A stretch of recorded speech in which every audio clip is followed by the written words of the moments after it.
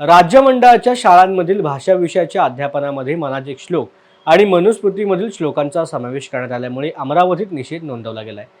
राज्य शैक्षणिक संशोधन मंडळाने जाहीर केलेल्या अभ्यासक्रमात मनुस्मृतीबाबत सूचना केली असून त्याचे वृत्त राज्यामधील प्रमुख वर्तमानपत्रात प्रसिद्ध झाल्यामुळे जनभावना तीव्र झाल्या आहेत। मनुस्मृती या पुस्तकावर बंदी असताना विद्यार्थ्यांच्या नव्या अभ्यासक्रमात मनुस्मृतीचा समावेश कसा करण्यात आला असा प्रश्न विचारत नवीन अभ्यासक्रमात मनुस्मृतीच्या श्लोकांचा समावेश करू नये असे निवेदन विविध संघटना आणि राजकीय पक्षांनी जिल्हाधिकाऱ्यांना दिलं आहे।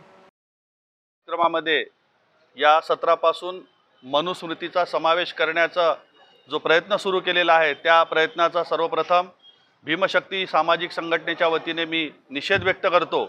आणि खऱ्या अर्थानं या देशामध्ये फुले शाहू आंबेडकरांच्या विचाराचा वारसा लाभलेल्या देशामध्ये संपूर्णपणे जर या देशाची प्रगती व्हायची असेल तर भारतीय संविधानाशिवाय पर्याय नाही।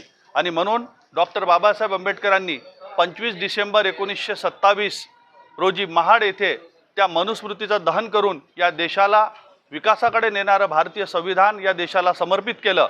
म्हणून विद्यार्थ्यांच्या अभ्यासक्रमामध्ये मनुस्मृतीचा हे टाकण्यापेक्षा अभ्यासक्रम टाकण्यापेक्षा या देशात शासनाने भारतीय संविधानाचा अभ्यासक्रमामध्ये समावेश करावा अशी मागणी या निमित्तानं मी आपल्या माध्यमातून राज्य सरकारला करतो।